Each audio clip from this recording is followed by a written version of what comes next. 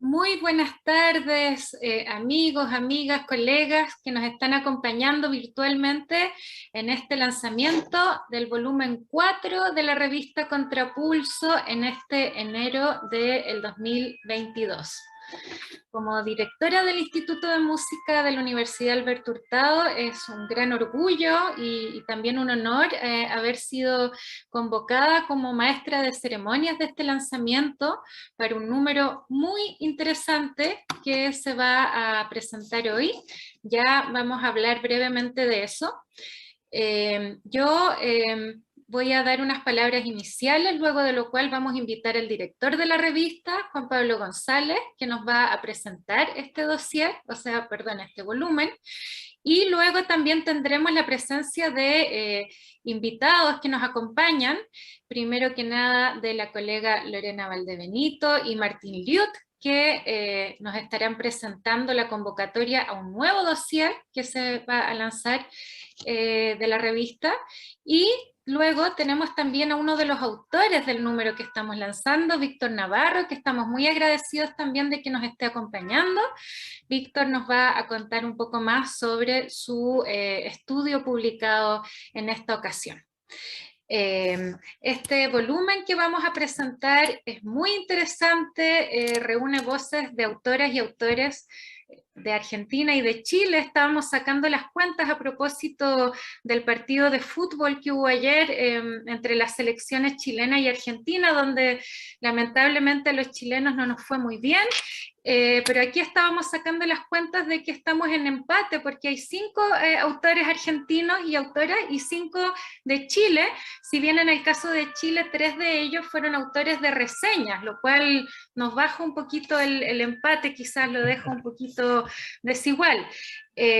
Sin embargo, es para nosotros, por supuesto, una alegría tener una participación tan grande y tan interesante, también de los colegas trasandinos, con artículos, lo va a hablar Juan Pablo más en detalle, pero que abordan tanto los estudios literarios, los estudios de género, como también la musicología, y la musicología presentando enfoques, metodologías, epistemologías muy interesantes, muy novedosas, eh, que van desde lo performativo, análisis intermediales, el interés también por las fuentes visuales, abordando estilos de la música popular muy diversos.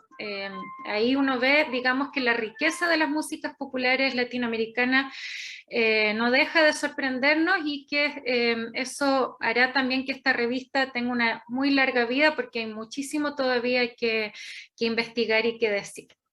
Yo quería, a nombre también del Instituto de Música, albergado en la Facultad de Filosofía y Humanidades, agradecer primero que nada al director de la revista, Juan Pablo González, quien nos está acompañando hoy desde su sabático que está realizando en la Universidad de Oviedo, en España. Para él es un poquito más tarde que para nosotros, no tan tarde como si hubiéramos hecho este lanzamiento más hacia la tarde, pero igual él se está tomando el tiempo de acompañarnos desde su sabático de investigación en España. Luego también agradecer, por supuesto, al restante equipo editorial conformado por los colegas Lorena Valdebenito, Jacob Requedal como subdirector y Javier Osorio. También agradecer, como siempre, a Andrea Carrasco, directora de extensión de la facultad, por su apoyo incondicional en el buen desarrollo de la revista, y por supuesto a los colegas que nos acompañan, que vamos a presentar también cuando llegue el momento. Ya dicho eso, la verdad creo que es el momento de darle la palabra a Juan Pablo González para que nos cuente un poco más sobre este volumen. Me está comentando también Juan Pablo, yo lo dije un poquito mal, es verdad el volumen 4 el primer número, pero lo que en total ya es el 6º número de la revista Contrapulso, que como decía es una revista que nos llena de orgullo, que ya está indexada en la Tindex y a la que le deseamos un largo porvenir. Así que dicho eso, agradezco nuevamente a Juan Pablo que haya podido acompañarnos desde su sabático español, y los saludo también. Hola Juan Pablo, espero que estés muy bien, gusto de verte. Gracias, gracias Daniela, una vez más por acompañarnos, por acogernos desde el Instituto de Música de la Universidad Alberto Hurtado, también a la Facultad de Filosofía y Humanidades, que es como nuestra casa mayor, digamos, que acogen esta iniciativa de hacer una revista enfocada en los estudios de música popular en América Latina, ¿no? Y que son estudios fuertemente multidisciplinarios, digamos, ¿no? Y de alguna manera este número de la revista lo demuestra. Es un número que los números de comienzo de año, digamos, son números de temáticas libres dentro del marco de estudios de música popular, y los números de mediados de año son revistas que presentan algún dossier, ¿ya? Y normalmente ocurre que cuando una revista propone un dossier, hay gente que o se enteró más tarde o llegaron demasiados artículos y no caben todos en el dossier de la revista y de alguna manera irradian hacia el número siguiente. Y eso es lo que nos pasó ahora. Y si bien es un número de temática libre, hay 3 artículos que vienen un poco inspirados por el dossier anterior, que estuvo dedicado a las voces y vocalidades a cargo de Javier Osorio y de Laura Jordán. Dentro de ese contexto, digamos, el primer artículo que está en este número, que es el 6º número, hemos publicado 6, este es el volumen 4, número 1, es de Dulce María Dal Bosco, y ella es muy interesante el artículo porque aborda en forma comparativa las figuras y las voces de Amalia Rodríguez y el fado, y Carlos Gardel y el tango, en 2 ciudades puertos, ¿no es cierto?, Lisboa y Buenos Aires, y ambos vinculándose fuertemente al desarrollo de las nuevas tecnologías del disco, del cine y de la radio. Amalia Rodríguez es un poco más tarde, es más tardía que Carlos Gardel, pero de todas maneras ella ocupa ahí estas medialidades nuevas para desarrollar su propuesta, ¿no? Entonces, digamos, ellos con su agencia como artistas se transforman prácticamente en sinónimo de fado y de tango, ¿no es cierto? Y señala Dulce María que ellos también son testimonios de la manera en que el cuerpo del artista se convierte en un receptáculo donde se cruzan, se contradicen o se potencian las distintas voces articuladas por ellos, las de sus canciones, las de sus personajes, sus papeles cinematográficos y sus propios discursos. El segundo artículo, que también está vinculado con la temática del dossier anterior, es de la académica chilena María Pilar Jarpa, y aborda la obra de Pedro Lemebel, que es un artista y activista chileno de género, que toma la voz de la cantante mexicana Paquita la del Barrio, que es una cantante muy del amor despechado, muy anti-macho mexicano, latinoamericano, es muy fuerte, digamos, su accionar desde la canción, para trasvestir su propia voz, ¿no es cierto?, produciendo estas diversidad de alianzas con lo femenino de Lemebel, que dan cuenta de un devenir irreverente de la mujer respecto a las categorías dominantes, ¿no? Entonces aquí es el Lemebel en sus crónicas publicadas y en sus programas de radio, donde la canción sentimental y de despecho se transforma en un dispositivo de subversión del imaginario heteronormativo y también revolucionario latinoamericano. Y por eso la foto que ilustra este número de la revista es de Lemebel con su caracterización frente a un espejo. El tercer artículo, ya de temática libre, es ya de una colaboradora con nosotros, María de los Ángeles Montes, de la Universidad de Córdoba, que también colaboró con nosotros en el primer número, y aborda el cuarteto cordobés, el de la Mona Jiménez, de Chévere, pero en su paradigma tradicional, en la etapa anterior a los años 70, ¿no? Entonces ella revisa un cuerpo considerable de canciones, cerca de 300 canciones, abordando aspectos sonoros, lingüísticos y narrativos en un sentido amplio, ¿no? Y ahí va viendo cómo los valores dominantes de matrimonio, familia y trabajo son transgredidos en el espacio de la fiesta del cuarteto, ¿no es cierto? Como la seriedad de la vida cotidiana es suspendida en la situación de la fiesta, y cómo vienen todas estas irreverencias que se permiten de alguna manera en ese espacio. A partir del siguiente artículo, que es el cuarto, ¿no? Nos empezamos a dedicar más a estudios que vienen de la música y de la musicología. Entonces, es así como Roberto Serafini, se enfocan en el primer arreglo que hizo Astor Piazzolla para la orquesta de Aníbal Troilo, Azabache, una milonga candombe, muy interesante toda su discusión sobre los tipos de milonga, ¿no es cierto? Y qué es la milonga candombe, y cómo se construye también lo afro, digamos, desde la orquesta de tango en el Buenos Aires de la década del 40. Una pieza que, si bien tuvo buena recepción del público y de la industria, Troilo nunca la quiso llevar al disco. Entonces ahí hay una situación que Serafini empieza a dilucidar, buscando las razones de esta omisión, a partir de un minucioso estudio de la obra, ¿no? Transcribe el manuscrito inédito, releva mucha bibliografía sobre el tema, analiza comparativamente, no sé, 5 o 7 versiones de Azabache, y además produce un video con el montaje, digamos, además monta Azabache. Entonces también es un artículo, por así decirlo, multimedial, porque hay muchos enlaces, y uno finalmente puede ver el montaje que hizo el propio Serafini de la obra. A continuación, Nilda Godoy ofrece un análisis intermedial de la interpretación de Mercedes Sosa de algunas canciones de Tejada Gómez, ¿no? Enfocándose en la voz de Mercedes como portadora de palabra y de música, ¿ya? La autora identifica recursos expresivos en relación al fraseo, hace unas transcripciones maravillosas del modo en que Mercedes Sosa frasea ciertos fragmentos de las canciones, con el tratamiento dinámico, las acentuaciones, las prolongaciones y anticipaciones del sonido, decisiones de tempo, en fin, ¿no? Y ese es como el tercer artículo que de alguna manera es irradiado por el dossier de vocalidad del número anterior.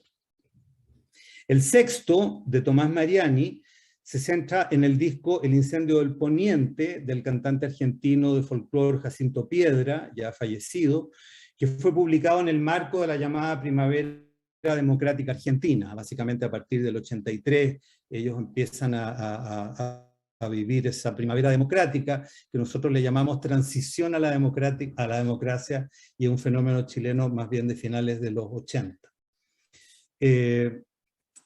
Entonces Mariani considera lo visual, lo literario y lo sonoro musical del disco, y la red de relaciones que conforma, ¿no?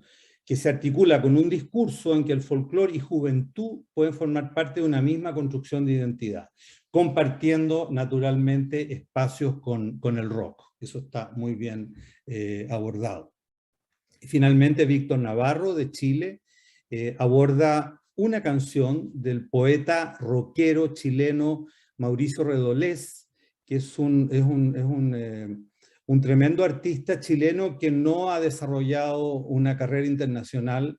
Creo que es difícil para él porque él trabaja con un idioma muy local, muy marginal, muy de la calle, ¿no?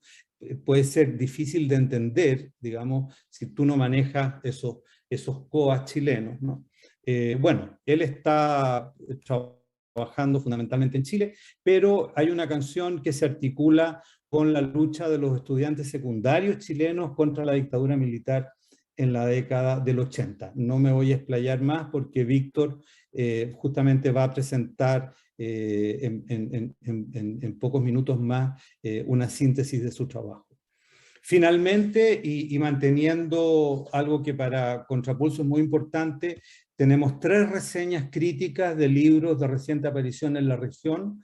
La primera, de Andrés Celis, es sobre un extenso estudio colectivo sobre el heavy metal en América Latina, publicado en inglés, con 10 autores desde Salvador, Chile, Argentina, Brasil, en fin, Perú, por supuesto.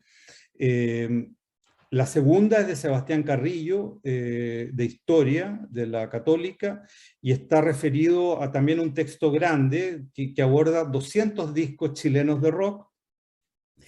Y la tercera reseña crítica es interesante porque el libro es una autoedición, ¿ya?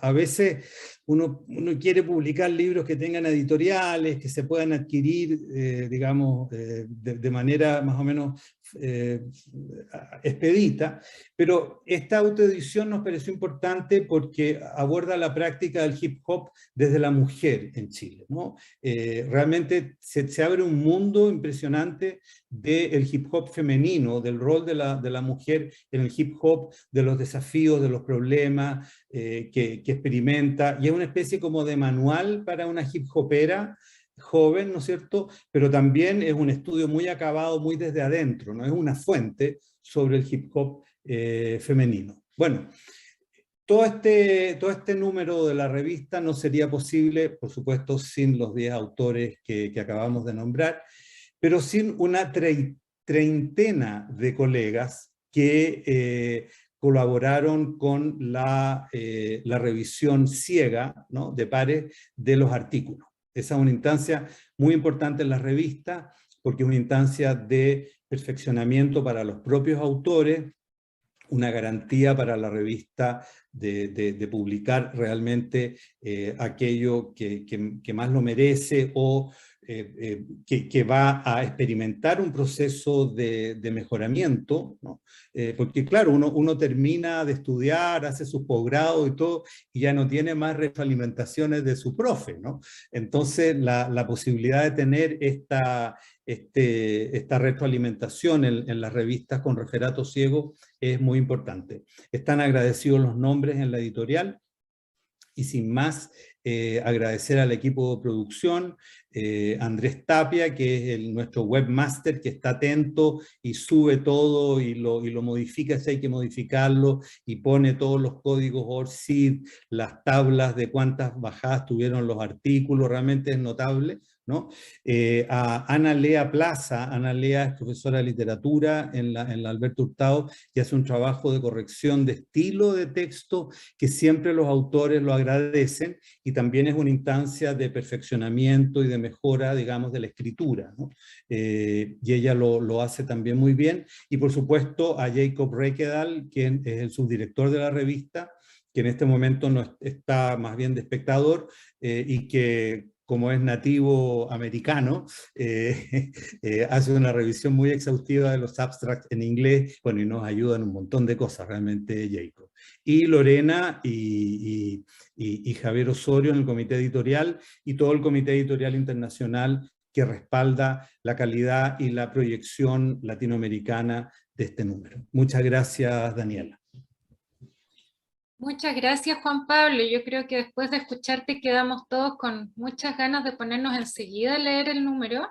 Está súper interesante, y quería aprovechar también tener nuevamente la palabra para agradecer los saludos que nos están llegando de colegas, amigas, amigos en distintos países, también de Argentina, de acá de Chile, así que un gran abrazo y saludos a todos los que nos están acompañando. Este video del lanzamiento va a quedar también online, así que también los autores y autoras pueden compartirlo si quisieran hacerlo a sus contactos, cuando quieran hacerlo, porque esa es también una de las ideas, ¿no? Que este lanzamiento pueda también ser visto por personas que quizás por asuntos de horario están en otras latitudes y no se pueden conectar en este momento. Ahora le vamos a dar la palabra a Lorena Valdebenito y a Martín Liut, quienes nos van a presentar la convocatoria para el próximo dossier temático sobre música, sentimientos y afectos. Así que le doy la palabra a Lorena y a Martín, agradeciendo también que nos acompañan, Martín, desde sus vacaciones, porque bueno, como en Argentina enero es el mes de vacaciones, también agradecemos que se haya podido tomar el tiempo de acompañarnos pese a esto. Muchas gracias, Daniela. Estamos muy contentos de poder presentar este dossier sobre música, ciertos afectos y sentimientos. Es un dossier que surge a partir del interés por reflexionar y profundizar desde la musicología en torno a las músicas populares, como es la línea de nuestra revista, y su relación con los afectos y los sentimientos, ¿cierto? Vemos que siempre ha habido una relación, o más bien una preocupación, ¿cierto?, por este vínculo entre lo que es la música y los afectos, siempre ha estado presente en la música, ¿no? Y particularmente en las reflexiones filosóficas, desde la antigüedad, vemos como siempre se hace esta relación entre la estética musical asociada a esto que podría ser un ethos musical, muy concreto, que se ve en función, ¿cierto?, de estados de ánimo, de situaciones emotivas, más adelante también en el barroco, ¿cierto?, cuando surge la teoría de los afectos, en diálogo con el texto filosófico, ¿cierto?, de Descartes, el Tratado de las Pasiones, se habla también de una estética del sentimiento, con recursos musicales muy específicos, procedimientos finalmente compositivos, que resaltan esta expresividad afectiva, como por ejemplo el figuralismo, ¿no? Donde la música está subordinada al texto, y ahí entonces hay una relación muy directa con estos verdaderos efectos expresivos desde la música, las melodías, las armonías, las polifonías, ¿no? Sin embargo, estos procedimientos o recursos compositivos también están en las músicas populares, son usados habitualmente como recursos para expresar, ¿cierto?, los afectos, muy en el discurso musical, por lo tanto hay una relación muy también pertinente, ¿cierto?, que se produce en esta relación con las músicas populares sobre los afectos, pero también, ¿cierto?, ahí surgen ciertos discursos, ciertas formas de cómo hemos comprendido los afectos. Por una parte está una idea un poco más genérica de cómo hemos comprendido los afectos, hasta cierto punto un poco coloquial, ¿no?, de que la música realmente expresa emociones, y ahí está claramente estas percepciones que tenemos de la propia experiencia, cuando la música, ¿cierto?, es capaz de convocar, de interpelar afectivamente. Pero también está esta visión un poco más distante de los afectos, que parece que no quisiéramos tampoco explorar demasiado, porque parece que entrega demasiada, desvela de alguna forma, ¿no?, quiénes somos, ¿no?, de alguna forma. Entonces también es interesante ver cómo está la música muy vinculada a los afectos, pero por otro lado también está esta visión un poco más distante. Con todo esto, entonces, es interesante poder entender en este dossier, ¿cierto?, un poco el propósito, cómo estos discursos quizás un poco antagónicos de los afectos tienen un origen, ¿cierto?, en esta separación de lo que es el cuerpo y la mente, de la razón y la pasión, ¿cierto? Entonces esperamos convocar finalmente trabajos que puedan aportar a estas discusiones, quizás visiones un poco más renovadas, a lo mejor, en esta temática, ¿no? Esta renovación la podemos encontrar justamente en lo que es el giro afectivo, que es quizás la línea central de este dossier. Sin embargo, hay otras, por supuesto, posibilidades de exploración, ¿no?, de cómo podemos estudiar los afectos y los sentimientos, y que nace justamente de las ciencias sociales, ¿no?, las humanidades, como un ámbito del conocimiento muy, muy también vinculado con la filosofía. Nuevamente, siempre parece que la filosofía es el soporte que tenemos habitualmente para comprender desde allí, o por lo menos los filósofos hacen también este intento de vincularse con la música, a través de este filósofo que es releído, ¿no?, Baruch Spinoza, donde el cuerpo también es muy importante en relación con los afectos, a través, ¿cierto?, de lo que el cuerpo expresa como una potencia activa para afectar y ser afectado, ¿no? Se nutren finalmente todas estas formas de comprender los afectos desde un plano finalmente material, sensible quizás, y no tanto discursivo, que también son posibilidades muy interesantes de poder explorar, ¿no? Por una parte, esta visión del cuerpo más sensitiva, y por otro lado también lo discursivo. Finalmente, para ir quizás cerrando mi intervención, es interesante, yo diría, como este giro afectivo es como una revisitación finalmente de cómo podemos comprender los afectos con algunos conceptos interesantes, como por ejemplo lo que son las prescripciones afectivas, ¿cierto? Es decir, cómo debemos sentir, cómo debemos expresarnos en sociedad también, ¿no? Y por supuesto, lo que son las performatividades afectivas, ¿no? El comportamiento afectivo, son conceptos muy interesantes, apelando también a que somos una sociedad afectiva, ¿no?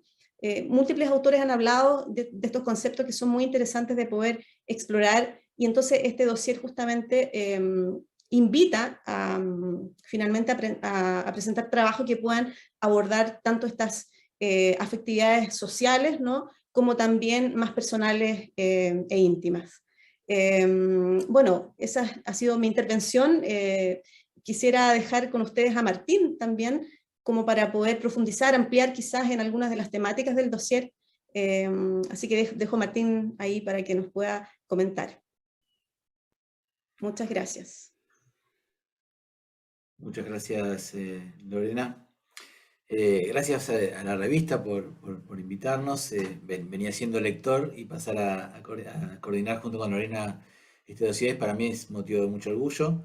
Me parece que para complementar un poco, retomando la idea de la música popular latinoamericana y los afectos, es un territorio tan vasto y con mucho potencial como tramposo o difícil, porque vivimos en un mundo de etiquetas en donde la música latinoamericana está asociado al mundo de lo sentimental y a lo kitsch en muchos casos, ¿no? Entonces, lo interesante acá es salirse de los discursos coloquiales para, a través de los teoría de los afectos, ir a abordar casuística de canciones que pueden ir desde canciones infantiles a canciones de amor, pero también a canciones que hablan en contra del amor, o a sentimientos y afectos que pueden ser positivos como negativos, que esto también ha sido trabajado en otros territorios, como lo que pasa, por ejemplo, con el uso de la música para la tortura, digo.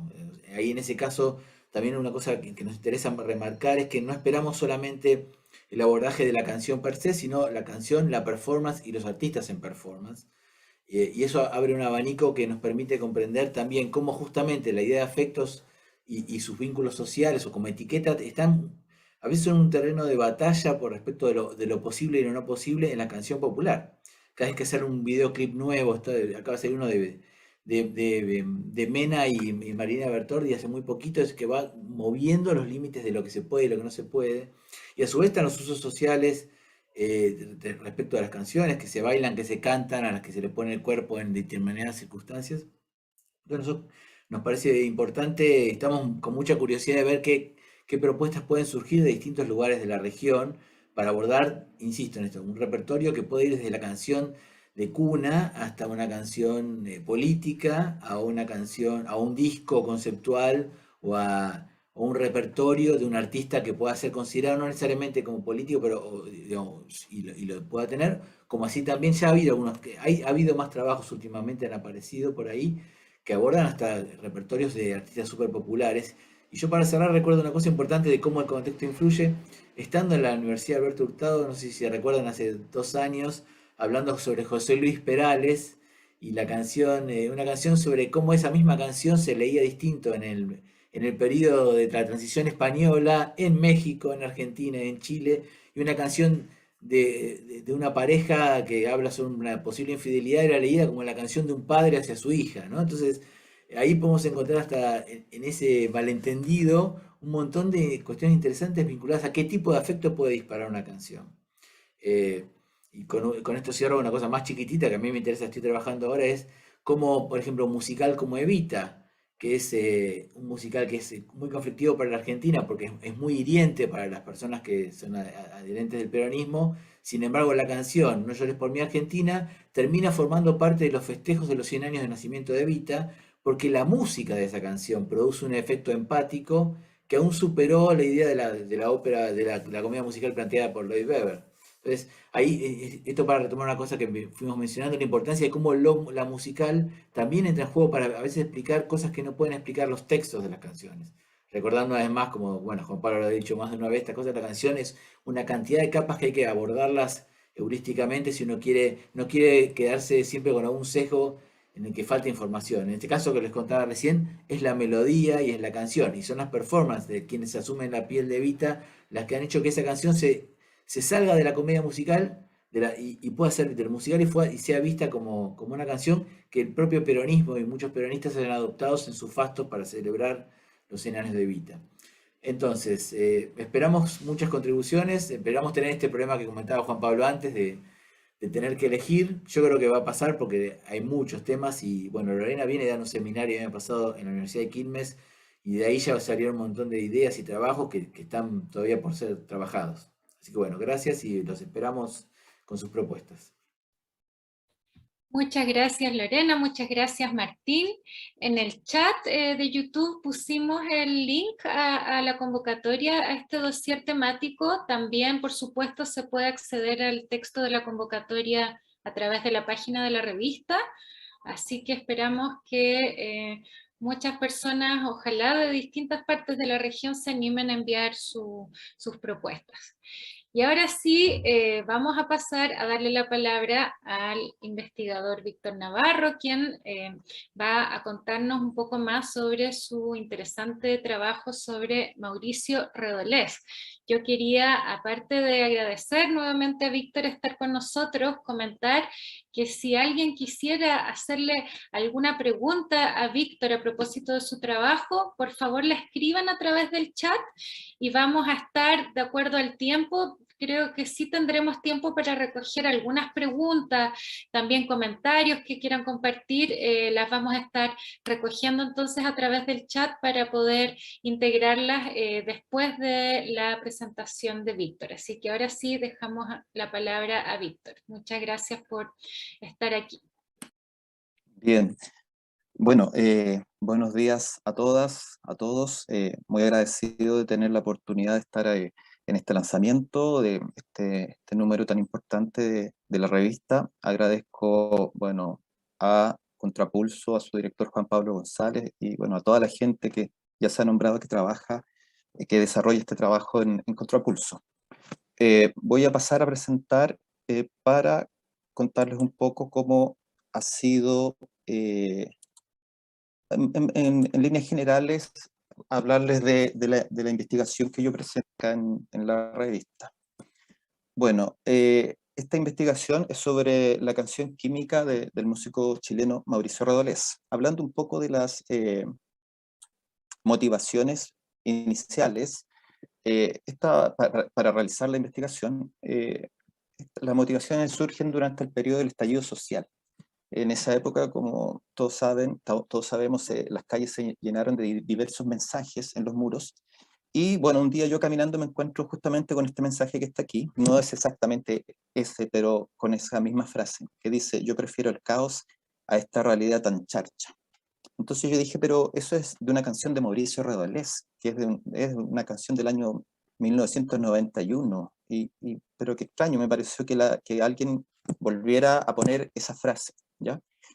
La verdad es que lo vi en varios otros lados también, y también en internet he ido encontrando algunas, por ejemplo aquí en una estación de metro, aquí una imagen en una protesta anterior al estallido social.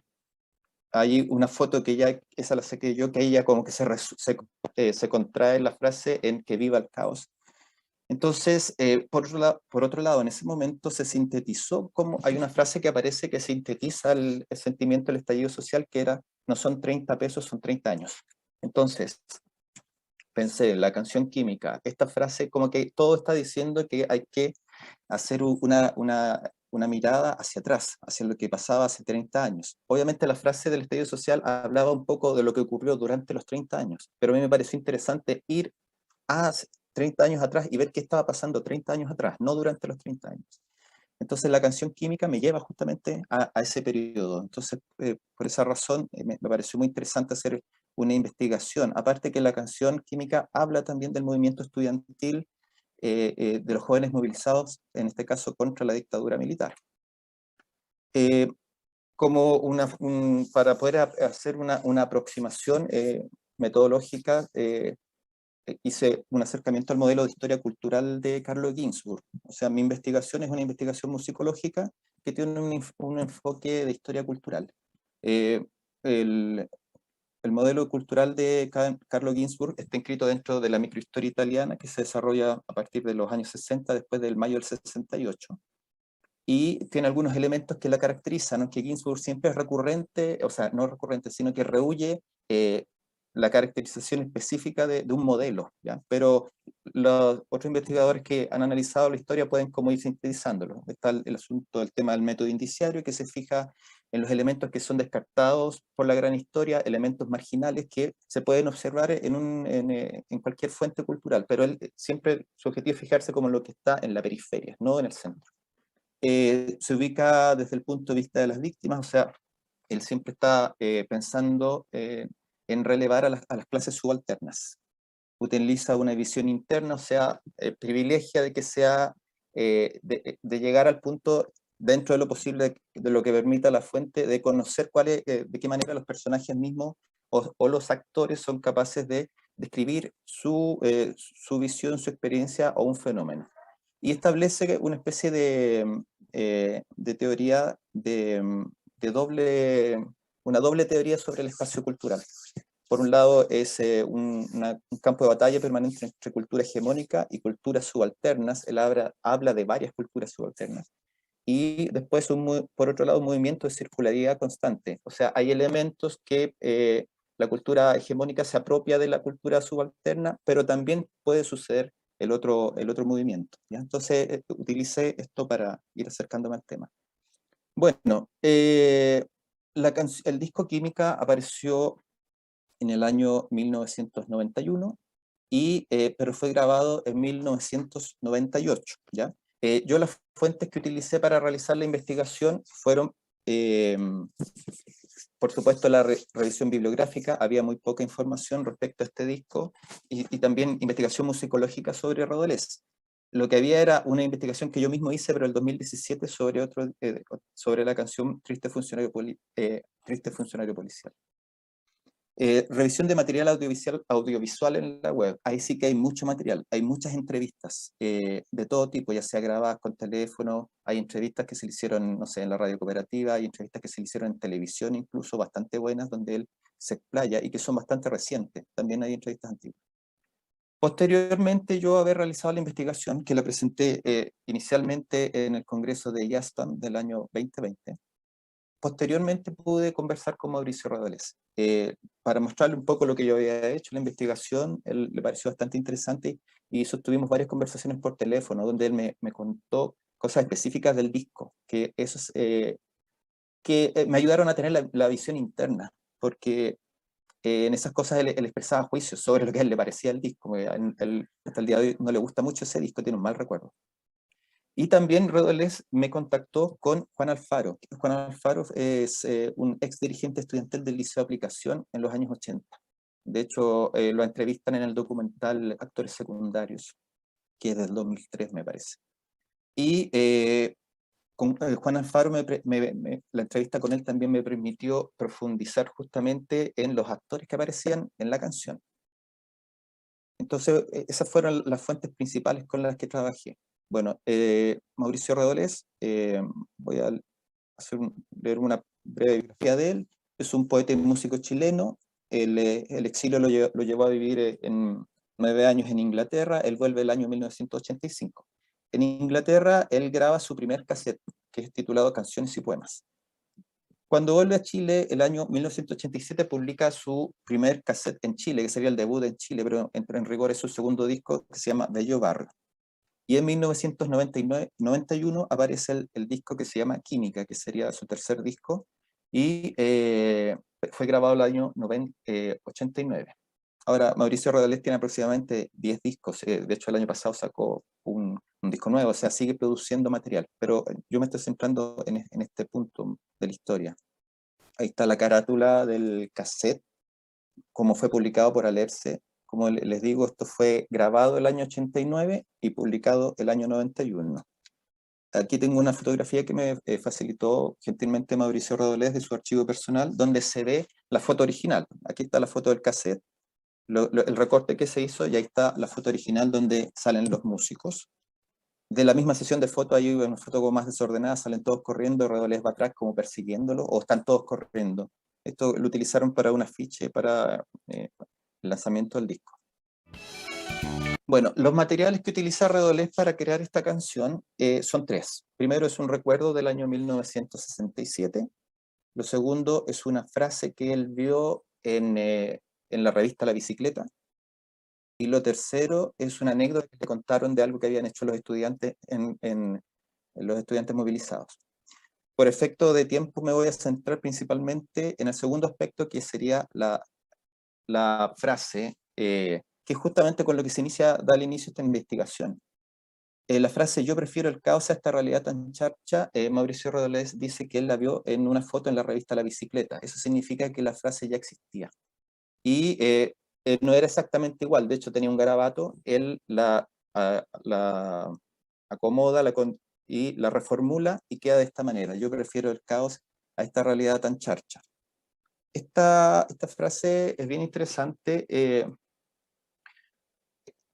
y nos habla un poquito del tema de la circularidad cultural, porque el concepto de caos en la época de la dictadura era parte del discurso oficial del dictador.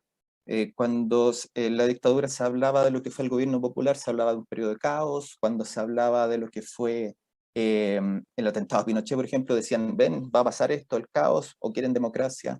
Cuando fue el plebiscito de 1988, decían: si gana el no, va a llegar el caos. Entonces era parte del discurso hegemónico.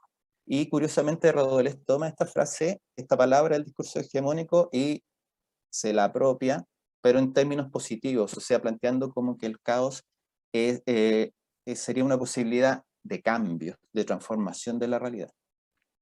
Ahí hay también un tema que, bueno, Rodolés hay que saber que él era militante del Partido Comunista, entonces como tal, esta frase no entraría tanto como en la lógica de las frases que serían habituales dentro de ese partido. A lo mejor en esa época habrían puesto "el pueblo utiliza el caos para la revolución", no sé.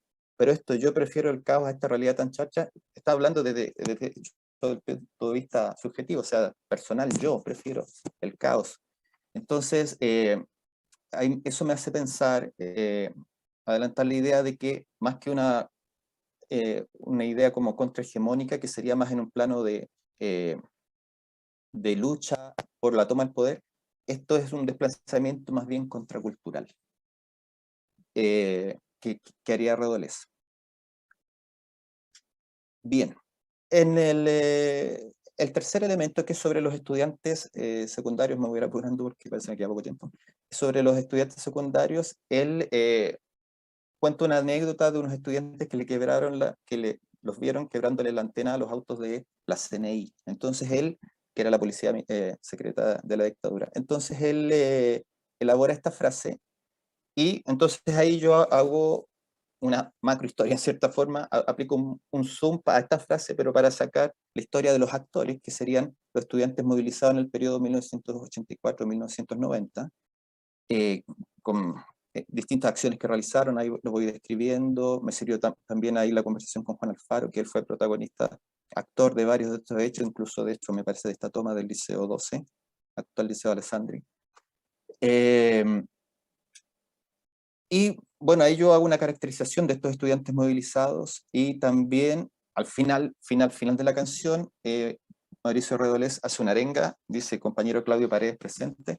Entonces al final de la canción encima tira un indicio marginal, que me lleva también a investigar la historia de Claudio Paredes, que fue un ex estudiante secundario, ex alumno del Liceo de Aplicación, que murió en una explosión en Villa Portales. En un hecho, murieron 3 personas, en un hecho que hasta el día de hoy no ha sido aclarado, y se supone que estaban confeccionando una bomba en el departamento y explotó. De todas formas, la memoria de este hecho es súper fuerte en la Villa Portales hasta el día de hoy. Esa foto la saqué el año pasado. Siempre se está recordando el hecho y se interpreta ahí, a pesar de que no está la versión oficial, se interpreta de que fue parte de la lucha contra la dictadura, que murieron en ese contexto estos jóvenes. Bueno, para ir finalizando, en el artículo desarrollo varios, en profundidad, los otros temas, pero ahora estoy tomando solamente el tema de la frase. Me parece que trato de aventurar una posibilidad de diálogo entre esa época y lo que sería lo que sucedió en el 2019. Entonces tal vez podría ser que esta frase contracultural, en cierta forma, se adelantó un poco de lo que eran los estudiantes movilizados, que en general estaban dentro de una lógica más bien partidaria, a una nueva lógica, una nueva forma de manifestación política que es más contemporánea. No he estudiado esta lógica, así que no voy a hablar de esto. Mi idea era principalmente establecer que había un elemento un elemento de anticipación. Y ahí me tomo un poco del ensayo de Attali que habla de que la capacidad profética de la música, y decir que en cierta forma sí, aquí hay un elemento de anticipación y que trascendió, y tal vez eso me podría ayudar a explicar por qué el 2019 yo me encontré con ese mural en la calle. Eso es lo que a grandes rasgos podría contar de esta investigación, y bueno, invitarlos a escuchar la canción Química, es muy interesante, muy entretenida, y invitarlos a leer la revista Contrapulso. Muchas gracias.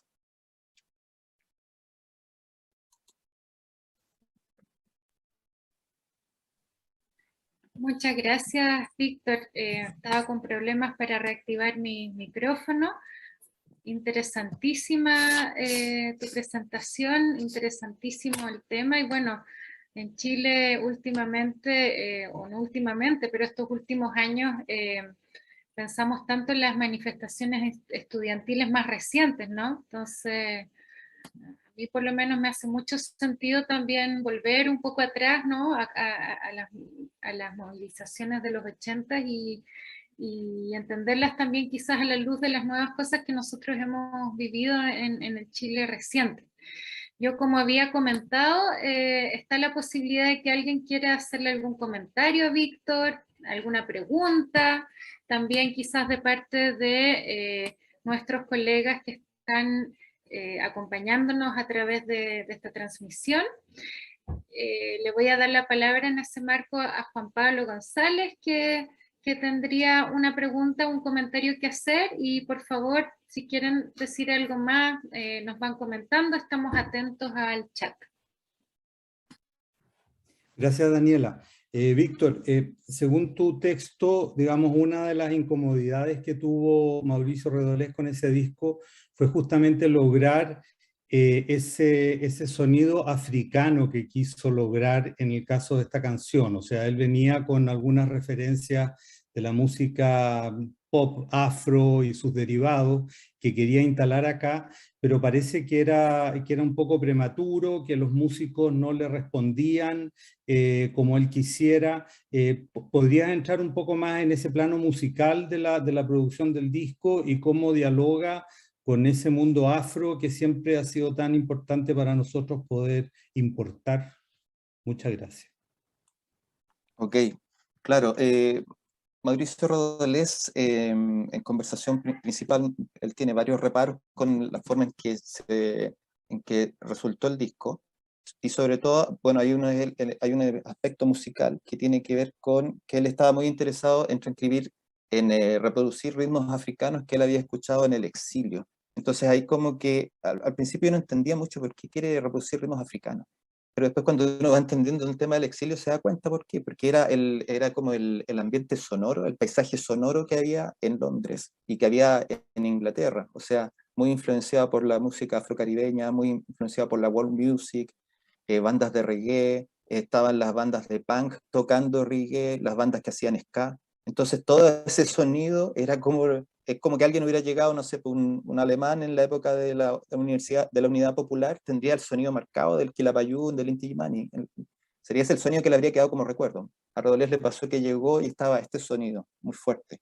Entonces él quiso, su intención era, por ejemplo, que esta canción fuera un calipso. Me lo dice. Por eso hay unos teclados que tratan como de emular el steel drum de Trinidad y Tobago. Pero esa es la idea que él tenía, pero él tampoco sabía cómo explicarle a los músicos lo que debían hacer para que sonara exactamente. Y hay otra canción donde él también quería hacer una cosa que era media afrobeat, y su compañera en esa época le dice que habían unas cosas que no coincidían en lo que habían grabado con lo que era el estilo original. Entonces, esa es una de las especies de frustraciones que le produce este disco. O sea, que había un resultado sonoro que quería lograr, no sabía cómo decirle a los músicos cómo hacerlo, porque él sabía cómo sonaba, no sabía cómo transmitirle, y por otro lado los músicos no estaban familiarizados con esos lenguajes, porque, bueno, ahí lo que pongo yo, hay algunos ejemplos de música parecida al reggae, por ejemplo, lo que hacen Los Prisioneros, No Necesitamos Bandera, hay una canción de UPA también, pero eso sería. Y años después viene Gondwana a tocar reggae, pero un acercamiento así más directo en ese momento no existía, tal vez grupos, bandas de salsa incipientemente. Eso es lo que podría decir. Muy interesante, muy interesante. En el magíster en musicología nosotros tenemos un estudiante trabajando sobre la historia de la temprana de la salsa. Me recordé eso también porque ahí hay todo un tema con esta temprana circulación que obviamente era muy distinta a como estamos acostumbrados a tenerla nosotros en estos tiempos, y cómo se crean estos imaginarios también asociados a otras regiones, ya sea latinoamericanas o no, y que finalmente muchas veces corresponden más a un imaginario que al conocimiento más de primera fuente que podía haber. Un aspecto muy interesante.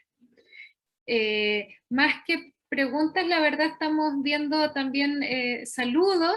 No sé si la verdad si vamos a tener más preguntas, entonces para aprovechar un último minutito, te quería preguntar, Víctor, si tú tienes ganas de decir algo más que se te quedó en el tintero, algún aspecto que te gustaría destacar, una palabra final, antes de ir ya pasando a darle un espacio a Juan Pablo para que dé como director de la revista ya las palabras de despedida. Bueno, más que nada, invitar al público a que lean el artículo. Ahí está explicado todo con bastante detalle. Yo, como les dije, ahí la poiesis, o sea, la creación de Redolés, está el mismo en 2 entrevistas declara que son 3 elementos: un recuerdo de él, la historia del graffiti y una anécdota contemporánea sobre lo que los estudiantes hacían. Entonces, bueno, ahí en el artículo está súper detallado, porque él al final lo que hace es mezclar todo eso, entonces junta memorias, o sea, junta ese recuerdo de él que es del año 67, la historia del graffiti que era aparentemente contemporánea a los 80, y junta también esto otro, las acciones que él ve de los estudiantes, y con eso empieza va elaborando esta creación.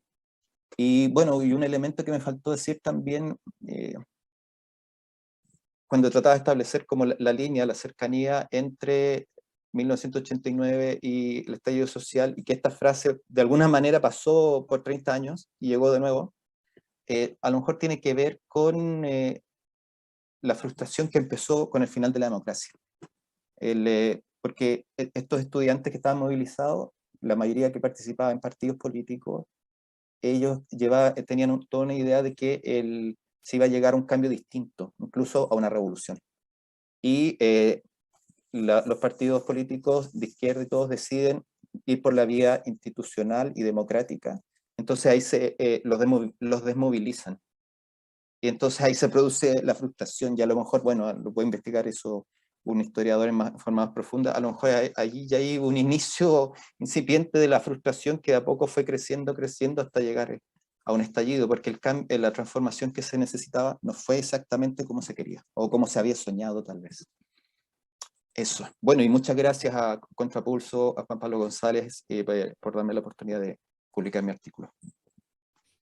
Muchas gracias, Víctor, nuevamente. Invitamos entonces a leer el artículo y todos los otros, por supuesto, de este volumen de la revista. Y sin más, entonces le doy la palabra a Juan Pablo González para que pueda despedirse en su calidad de director de Contrapulso. Muchas gracias nuevamente a todos los colegas, amigos que nos han acompañado. Hemos recibido muchos saludos, así que también un saludo de vuelta en todas las direcciones, y qué alegría mantenernos en red, aunque sea virtualmente. Gracias Daniela, gracias Víctor, gracias Lorena, Martín. Insistir en el dossier de música popular, ¿no? Emoción y afectividades, que vamos a estar hasta el 15 de junio recibiendo los artículos para la publicación de comienzos de agosto del 2022. Invitar también a ver cómo los artículos de este número de la revista interactúan entre ellos. De hecho, el artículo de Víctor, que es el último de los 7, tiene un correlato con el de Tomás Mariani, porque son los jóvenes en Argentina en la década del 80, pero ya con la democracia conquistada, digamos. Entonces son otras luchas las que se están dando, y además con la centralidad que tiene el folclore en la música popular argentina, cómo eso está interactuando con el rock. Eso es muy interesante. Hay algo que también es bien común en todos los artículos, esta idea de la intermedialidad, porque vemos cómo una frase de una canción es tomada de un graffiti de una pared que aparece en una fotografía en una revista y después vuelve a aparecer en el graffiti en otra pared, ¿no? Están esos juegos que también Mariani los hace con la visualidad del disco de Jacinto Piedra, que por supuesto Dulce María lo aborda con la multimedialidad de Amalia Rodríguez y de Carlos Gardel, como voces en el cine, en la radio, en el disco, en fin, ¿no? Entonces hay elementos ahí comunes en la revista. Los invitamos y les agradecemos la presencia, los invitamos a leerla, a difundirla, a colaborar con la revista de distintas maneras, enviando artículos, ayudándonos a hacer los referatos, las reseñas críticas de los libros son muy importantes, estén atentos, digamos, normalmente buscamos libros que hayan salido estos últimos 2 años, trabajos recientes y también documentales. De hecho, en el número pasado hay una reseña crítica de Rompan Todo, que fue el gran documental de Santolaya, ¿no es cierto?, que nos vinculó de buena o mala manera a todos, pero nos vinculó. Entonces, el espacio está abierto y es muy importante que tengamos nosotros un discurso crítico desde la academia con esta producción de las músicas populares latinoamericanas. Muchas gracias nuevamente al Alberto Hurtado, a la Facultad de Filosofía y Humanidades, que nos acoge y que hace posible que esta revista y que lanzamientos como este puedan llegar a distintos lugares del continente.